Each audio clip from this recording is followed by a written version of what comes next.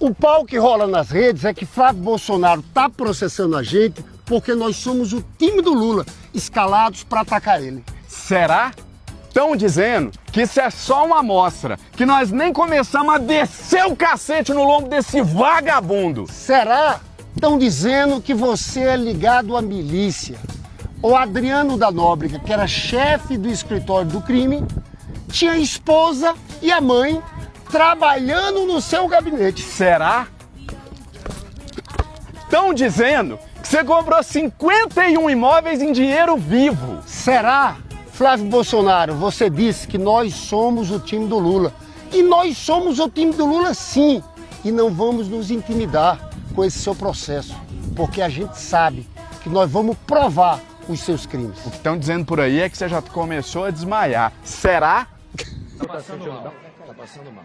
Por favor, não dá pra continuar.